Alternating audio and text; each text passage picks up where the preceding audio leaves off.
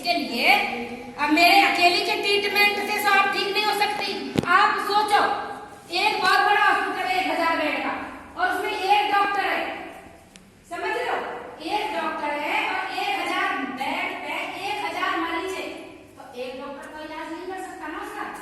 उसके लिए 1000 में तो 500 डॉक्टर तो चाहिए, कम से कम 500 तो चाहिए भाई सबके पास मारने के लिए।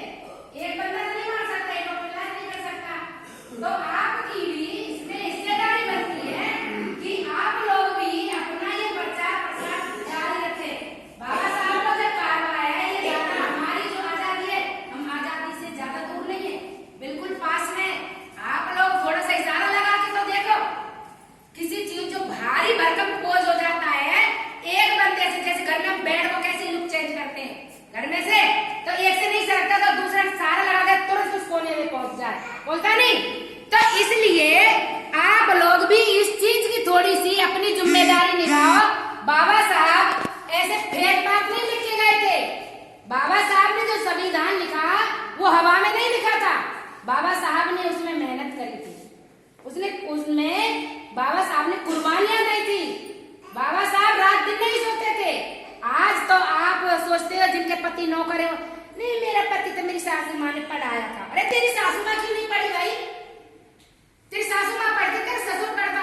एक हमारे फरीदाबाद में कहा सुनील का है, सुनील की और मेरी माँ मीटिंग हो रही बादशाहपुर में, राइट टू एजुकेशन बाबा साहब ने, तो क्या कह रही है बुलवाएंगे मैडम आपसे, बुलवाएंगे। लेडीज क्या कह रही, मैंने कि ये बाबा साहब की देन, बाबा साहब की देन नहीं है, हमारे तो पति ने रात दिन मेहनत करी है तब जाके वहां पहुंचे।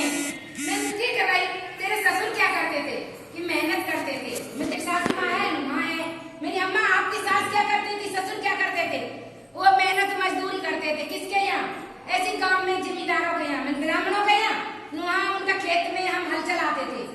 तो मैंने फिर आपके ससुर देखे आपने नुकहा देखे थे, वो क्या करते थे, अरे उस टाइम पे पूछो मत, उस टाइम पे तो बोलने की वो नहीं थी हमें आजादी। तो मैंने की फिर उस टाइम पे आजादी नहीं, तो मैंने की इसका मतलब आप बाबा साहब के सामने की लेडीज हो, आपकी तो कम से कम 100 साल से ज्यादा उम्र हो।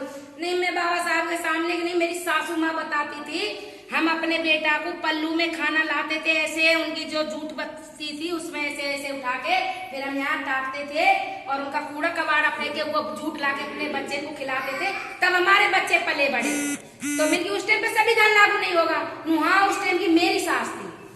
तो मैंने अपनी बहू से बोलो फिर ये बात, अपने पोते की बहू से बोलो ये बात, बाबा साहब नहीं होते तो तेरा पति आज अक्सर नहीं होता, और तू ऐसे बैठी है ना झुमके उमके डाल के, ये नहीं होते। किसी ब्राह्मण के घर में झाड़ू पोछा लगा रही होती, उसकी लेटरिन साफ कर रही होती तू, और कह रही है मेरा पति ने मेहनत करी थी, तेरे ददिया ससुर ने क्यों नहीं करी? वो क्यों ब्राह्मण के घर पे हल चलाता था खेत में? क्यों तेरी दादी सास झाड़ू जूठन खाना लाती थी इसमें छुपा के? ये बाबा साहब की देन है।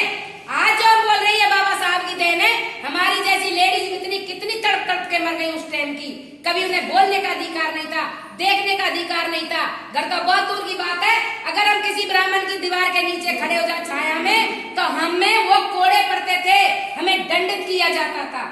आज कहती कि हमारे पति ने मेहनत करी थी, उस व्यक्ति ने जो मेहनत करी उसको भूल गई, पति ने मेहनत करी थी। पति को भी अधिकार जब मिला, जब बाबा साहब ने संविधान बनाया, तो आज वो संविधान हमारा खतरे में है। तो आपके क्यों किडनी में दर्द नहीं हो रहा? ब्राह्मणों की किडनी में दर्द हो गया,